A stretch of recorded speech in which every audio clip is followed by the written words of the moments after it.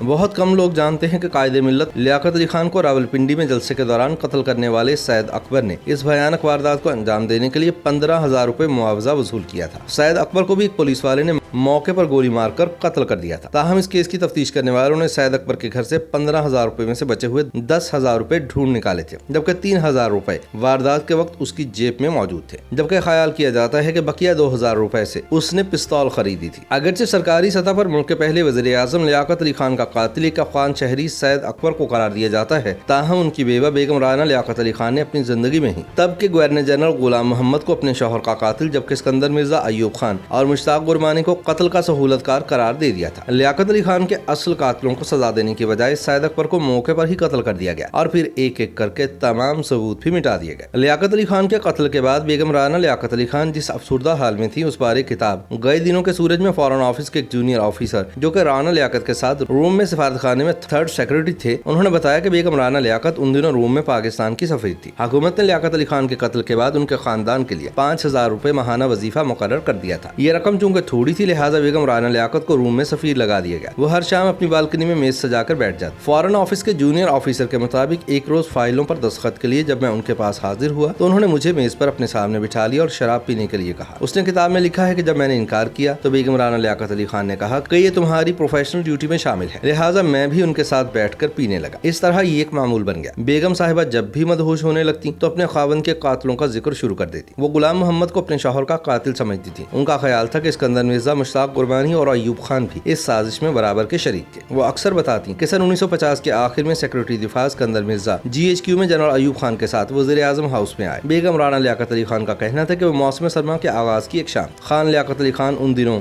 ان دونوں کے ہمراہ اسٹڈی میں چلے گئے، جہاں وہ 2 گھنٹے تک پتہ نہیں کیا باتیں کرتے رہے، لیکن جب وہ لوگ واپس چلے گئے تو میں نے اپنے میاں کو پریشان پایا۔ وہ رات گئے تک قہوہ پیتے رہے۔ ان کی پریشانی دیکھ کر میرا دل خوف سے لرزتا رہا، لیکن میرے اندر خان صاحب سے سوال کرنے کا حوصلہ نہیں تھا، کیونکہ اس قسم کی کیفیت میں وہ مزید گمسم سے ہو جاتے تھے۔ لیاقت علی خان نے نماز فجر کے وقت مجھے بتایا کہ فوج کے کچھ لوگ ہماری فارن پالیسی سے مطمئن نہیں ہیں۔ وہ چاہتے ہیں کہ ہم روس کو دوست بنا لیں۔ یہ لوگ ہمارے مسائل نہیں سمجھتے۔ بہرحال سب ٹھیک ہو جائے گا۔ ٹھیک 3 ماہ بعد ہمارے نئے آرمی چیف نے جنرل اکبر سمیت دوسرے ایسے فوجی اور سول لوگ وزیر اعظم کو پیش کر دیے جو ملک میں اشتراکی فوجی حکومت لانے کے لیے ان کا تختہ الٹنے کی سازش کر رہے تھے۔ اسکندر مرزا نے مجرموں کی فائل وزیر اعظم کو پیش کرتے ہوئے کہا تھا کہ دیکھ لیجئے، ہمارا انتخاب غلط ثابت نہیں ہوا۔ خان صاحب نے فائل پکڑتے ہوئے میری طرف دیکھا تو میں بے اختیار مسکرا اٹھی۔ چند روز بعد ان مجرموں کے خلاف راولپنڈی سازش کیس کے تحت مقدمہ قائم کر دیا گیا۔ بیگم رانا لیاقت کے مطابق میں نے لیاقت علی خان کی ذات میں بھی بعض تبدیلیاں محسوس کی۔ وہ رات دیر تک جاگتے رہتے، قہوہ پیتے رہتے، بعض اوقات پوری رات نوافل پڑھتے رہتے۔ انہی دنوں CID کا چیف بھی کثرت سے وزیر اعظم ہاؤس آتا رہتا تھا۔ اور رانا لیاقت علی خان کے مطابق سن 1951 کی گرمیوں کی ایک شام کو لیاقت علی خان جب دفتر سے واپس آئے تو مجھے کہا کہ تم میرے پاس بیٹھو، میں تم سے کوئی اہم بات کرنا چاہتا ہوں۔ کچھ لوگ مجھے مارنا چاہتے ہیں۔ رانا لیاقت کہتی ہیں کہ ان کے شوہر کے خلاف کون کیا سازش کر رہا ہے، کون قاتلوں سے بات چیت کر رہا ہے، سازشیوں کے ساتھ کون کون شریک ہے۔ وہ ہر بات کے بعد غلام محمد اور گرمانی کا ذکر کرتے تھے۔ آخر میں انہوں نے مجھے بتایا کہ انہوں نے کابینہ کے اجلاس میں غلام محمد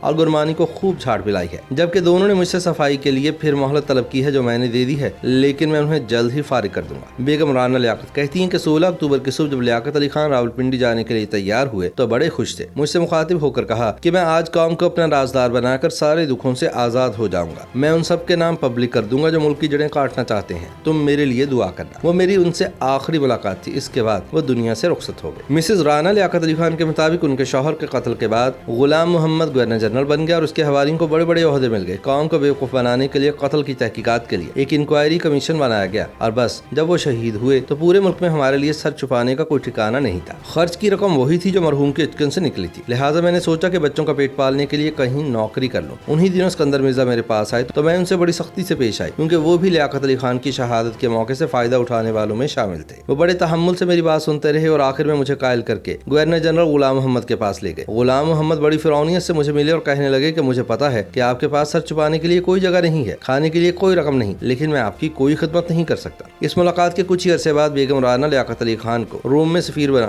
بیگم رانا لیاقت علی خان کو سفیر لگانے کے پیچھے اصل وجہ یہی تھی کہ ان کو ملک سے دور رکھا جائے تاکہ وہ مزید तफ्तीश और तहकीक में ना घुसे, वगरना उनको भी वारदात का निशान समझकर शायद रास्ते से हटा दिया जाता। इस बात का तस्करा करते हुए राना लियाकत अली खान इस बात का पस मंजर बताती हैं और कहती हैं कि एक रोज कत्ल की तफ्तीश करने वाले उस वक्त के IG special branch Ejazuddin Karachi में मेरे घर आए। उन्होंने मुझे बताया कि वो कातिल तक पहुंच चुके हैं, अगर वो चंद दिन मजीद रह गए तो ये राज नहीं रहेगा। मैंने उनसे तफसीलात पूछी तो उन्होंने बताया कि सैयद अकबर जो कि लियाकत अली खान का कातिल था, उसको 15 अक्टूबर को एक CID का एहलकार एबटाबाद से रावलपिंडी लाया था। होटल के रजिस्टर में उसका नाम भी दर्ज है। उसको कत्ल करने के एवज 15,000 रुपए दिए गए थे। वारदात के बाद 10,000 उसके घर और 3,000 रुपए उसकी जेब से बरामद हुए, जबकि बाकी 2,000 रुपए का अब तक सुराग नहीं लगाया जा सका। IG स्पेशल ब्रांच ने बताया कि कातिल और उसका बेटा सबसे पहले पंडाल में दाखिल हुए और पहली कतार में स्टेज के बिल्कुल सामने जाकर बैठ गए। तब सारे पंडाल को पुलिस और CID के एहलकारों ने घेर रखा था, लेकिन फिर भी इस मशकूक हरकत पर उससे पूछताछ नहीं की गई। सवाल ये भी है कि लियाकत अली खान का जलसा शुरू होने से पहले जब सारे पंडाल की तलाशी ली गई तो पुलिस ने सैयद अकबर की जेब से पिस्तौल बरामद क्यों नहीं किया। सवाल ये भी है कि खान लियाकत अली खान के कत्ल के बाद जब अकबर के करीब बैठे कसाब ने उसे दबोच लिया तो फिर शाह मोहम्मद ASI ने उसे गिरफ्तार करने की बजाय उसे कत्ल क्यों किया। ये भी एक सवाल है कि मुश्ताक गुरबानी रावलपिंडी में होने के बावजूद वज़ीर आज़म के जलसे में शरीक क्यों नहीं हुए। ये भी जानना जरूरी है कि गुलाम मोहम्मद ने गवर्नर जनरल बनते ही IG पंजाब कुर्बान अली खान को गवर्नर बलूचिस्तान क्यों बना दिया। ये सवाल करते हुए बेगम राना लियाकत अली खान कहती थी कि शौहर के कत्ल के बाद मौत हर वक्त साये की तरह मेरा पीछा करती रहती है और रोज सड़क पर मेरी गाड़ी का एक्सीडेंट क्यों हो जाता है। IG स्पेशल ब्रांच एजाजुद्दीन ने कहा कि इन सारे सवालात के जवाब मिल जाएंगे, बस मुझे एक सबूत की तलाश है जो चंद रोज तक हासिल हो जाएगा। इसके बाद मैं अपनी रिपोर्ट आला हुकाम की बजाय अखबारात को दूंगा ताकि मुजरिमान को सजा मिलने से कबल ही रिपोर्ट तारीख का हिस्सा बन जाए। बेगम राना लियाकत कहती हैं कि IG स्पेशल ब्रांच से इस मुलाकात के बाद मेरे खदशात हकीकत का रूप धारने लगे। मुझे अपने खाविंद के कातिलों का यकीन हो गया और मैं बड़ी शिद्दत से एजाजुद्दीन की रिपोर्ट का इंतजार करने लगी। लेकिन चंद रोज बाद जब उसकी रिपोर्ट मुकम्मल हो गई तो उसके तैयारी को एजाजुद्दीन और उसकी रिपोर्ट समेत बम से उड़ा दिया गया। यूं मेरी आखिरी उम्मीद भी दम तोड़ गई। उनका कहना है कि सन 1952 के शुरू में सिकंदर मिर्जा मेरे पास गुलाम मोहम्मद का पैगाम लेकर आए कि अगर आप पसंद करें तो आपको सफीर बनाकर बैरून मुल्क भी भेजा जा सकता है। मैंने इनकार कर दिया, लेकिन सिकंदर मिर्जा बोले कि आप और आपके बच्चों के लिए बेहतर है क्योंकि वो लोग वारदात का हर निशान मिटा देना चाहते हैं। बेगम साहिबा के मुताबिक मुझ पर यह एतराफ करते हुए कोई शर्मिंदगी नहीं कि मैं डर गई और मैंने उनकी ये ऑफर कबूल कर ली। यूं लियाकत अली खान के कत्ल के पीछे मौजूद खुफिया हाथ कभी बेनकाब ना हो सके।